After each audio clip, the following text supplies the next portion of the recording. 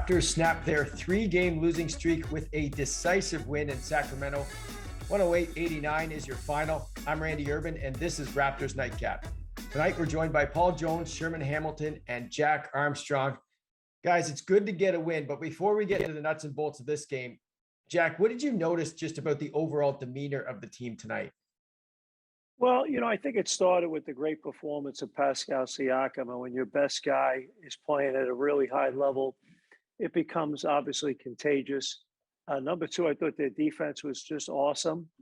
And those were the things that set the tone tonight, And Pascal, I mean, think about it. He hadn't played in over 6 months. And people were going nuts how he struggled against Utah. I felt it was going to take at least 10 games for him to kind of get his proverbial sea legs.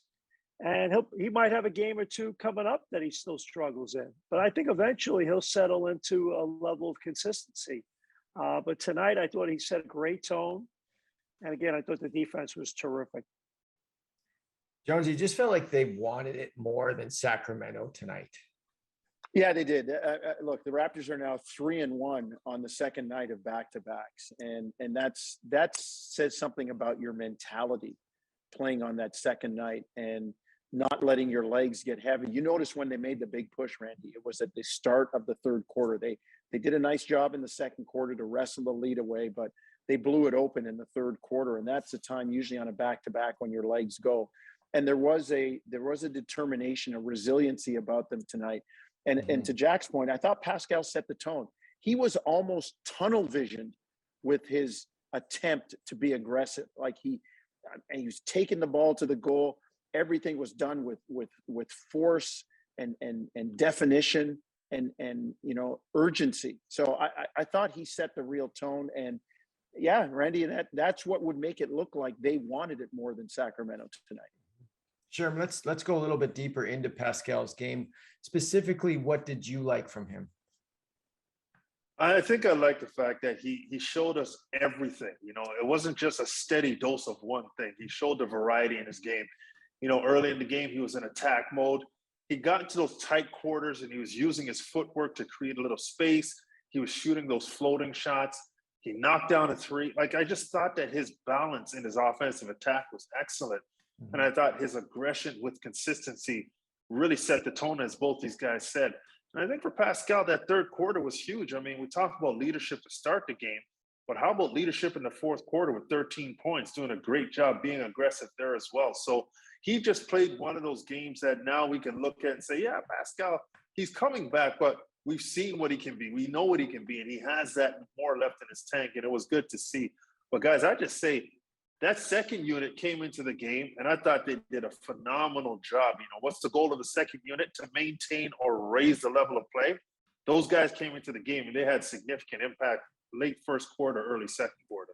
Well, and to Sherm's point, Randy, the Toronto starters are number 2 in the NBA in scoring, behind only the Bulls. And they score about 105 a game, and your starters are giving you almost 85 points.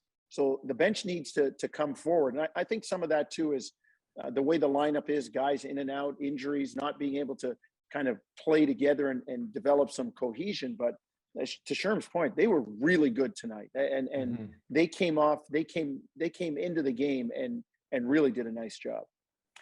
Yeah, and Jack, they used Gary Trent, or Nurse used Gary Trent with that second unit as a scoring option. It seems like that really worked for them. Not only that, but Gary Trent handled the ball quite a bit too. Not only did he go off the ball, there were times he had the ball and kind of directed the offense. I mean, he's a physically strong guy.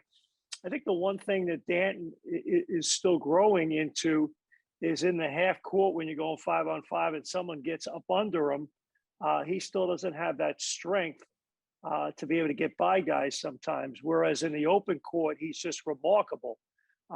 So sometimes having a guy who's just sturdy, getting guys shots and moving the ball along is good. And obviously with the ball, without the ball, Trent is really playing at a high level.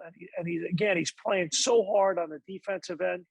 I think when you think back to the trade with Norm Powell, I think this is probably what they envisioned, maybe even a little more. He's really done a good job for them. Sherm, I want to briefly go back to Pascal because something struck me about his game when I watched it today, and nothing seemed to be like out of the ordinary. Nothing seemed to be far-fetched in terms of what he got. And it seems like this is something that he could do every single night once he gets comfortable. Well, I think we can have nights like this. I mean, he shot 83% from the floor. True. He was pretty efficient. I don't think we want to put that type of label on him, but there's no question that offensively, a lot of the things we saw tonight are very repeatable. They weren't shots that we've never seen him make before. And he looked very fluid, and the movement looked like the guy that we're used to seeing. So, but again, it's about patience. The guy missed a lot of time on the court. So, yes, it's great to see this, but we also saw what happened in Utah last night in terms of his inability to be efficient. You think about it, he took 2 less shots in this game. And if I'm not mistaken, as Brad Fay was saying, he scored 28 more points. You know how efficient you got to be able to reverse that performance from Utah? But Pascal is moving in the right direction. And all these fans that are losing their mind about what happened in Utah really need to pump their brakes and slow down and understand that the guy is coming back from a major injury, and it's going to take a little bit of time. Yeah, Jonesy, you're shaking your head there. It gets a little bit ridiculous, right? Everybody, they watch 5 games and they become NBA GMs and personnel directors. Like, come on, the guys Sherman Jacob pointed out, he's coming back from a major injury, and he's joining them 15 games into the season. There's no training camp here. There's no 2 a day. There's no, even the stuff that we will see him do now that he's back healthy again, the extra work, the extra trips to the gym in the evening, those kinds of things, they become part of the regular routine now. You can't do that when you're rehabbing. Your body can only take so much. So, to Sherm's point, and as Jack said, it's a long season. We're barely getting to the quarter pole. He's one of your better players. You're not better without your better players, not in the long term. You might play well for fits and starts when he's out initially, but the longer you go without him, the more you're going to be exposed. So it's good to see him back. And this is not the finished product yet. There's still going to be some ups and downs as he works his way back towards consistency. Yeah, that's a great point. And also, he's on Open Gym, which premieres tomorrow. Big episode on Pascal and his rehabilitation. Nice. So get ready for that, fellas. But Jack, let's talk defense. Everybody loves defense. The Raptors, I think, found their defensive identity tonight, especially in that second quarter. How did they do it?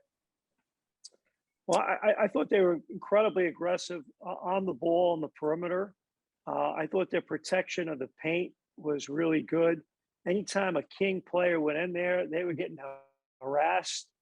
And I just thought they were flying around. There was a lot of multiple effort, good communication, getting back quickly in transition. And you know what happened? You know what helps too? When your offense is good. Particularly on the road, when the ball goes through the bucket and the opposing team has to come down against your set defense, you're able to kind of get dialed into the matchups you want, and you're able to get into the scheme you want a little bit more. So on the road, your offense has to be really good. And I thought tonight it was, and I thought it helped the defense, but the defense did the things with energy. And we always forget, I know Jonesy and Sherm don't, but if you haven't been to Salt Lake City or Denver, those are places that, because you're playing at altitude and you don't do it every day, I'm telling you, when things look bad, they look worse in places like that because it just, the fatigue sets in and it just saps you. And here was Sacramento waiting to play them. And we've seen this a lot already this year in the NBA, where a team has a night off and yet the team that's coming in on the back-to-back plays a lot better. We saw Detroit do that to Toronto at home last week. But I just thought the Raptors just had incredible energy and consistency and desire to win this game. And the defense was great. And on the other hand, things are not good in Sacramento right now. I feel for Luke Walton. I'm sure he's hearing footsteps. Yeah, Sherm, what do you make of that whole situation? It's tough. I mean, unfortunately, the easiest thing to do is remove a coach when situations like that go sideways. Doesn't mean they deserve it. Doesn't mean it's right, but it's the nature of the business sometimes. And you hope and wish for Luke Walton's situation that he doesn't suffer that fate. But the difficulty is when teams aren't performing, management has to figure out a quick fix. And it has to be immediate. They need response from the fans. They want to make sure everybody feels differently about what's happening. And sometimes the coach is a sacrificial lamb. But, I mean, I think that team in Sacramento has some talented pieces. I'm not sure they all fit together. And maybe, you know, when you hinge your cart to some players that might not be what you need to make your cornerstones, it gets exposed. And sometimes a coach can't do anything about that. So it's going to be interesting to see how this whole situation in Sacramento unfolds. But for Luke Walton's safety, I really hope that he's able to withstand what might be coming towards him. Jonesy, we just got under a minute to go on the show. Let's talk a little bit about Precious and Birch. They elected to keep Precious coming off the bench, coming back from injury, and Birch starting. It looked good tonight. Well, look, we had talked about this at the start of the year. I think Precious, with his energy and his propensity to want to put the ball in the goal and you know, play like a little man sometimes, and just his overall aggressiveness.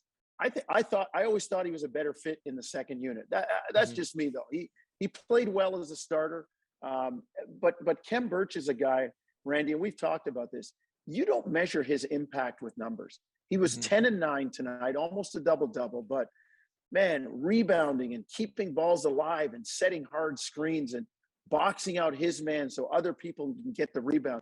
He's just a sage veteran. He just understands what to do, when to do it, and how to do it to help the team. So I think the two of them are a great two-headed monster, and it's just a matter of Nick Nurse determining which guy fits better with which combination, whether it's starting, bench. And I think I wouldn't be surprised to see Precious come back into the starting lineup because Kem is comfortable coming off the bench. Kem's comfortable playing anywhere you need him to play. So again, he's not the kind of guy that, oh, look at his numbers. You don't look at his numbers. You look at his floor game. That's what the real impact is.